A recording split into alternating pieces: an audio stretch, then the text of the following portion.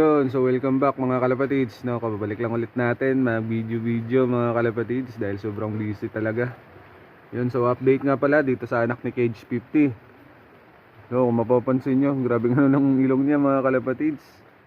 Tapos ito, basang basa sila mga kalapatids dahil umulan na naman dito sa area ko mga kalapatids, dito sa Puerto Princesa mga kalapatids. So ito na yung anak nila mga kalapatids, no? Medyo malaki na, nag-iisa mga kalapatids. Yan, so mapapansin nyo mga kalapatids ay basang basa rin yung ano, nabasa yung hen mga kalapatids, nagdumi. Yan na siya. So ayusin natin yung pagbibigay ng vitamins dito sa inakay mga kalapatids once na pwede nang bigyan mga kalapatids para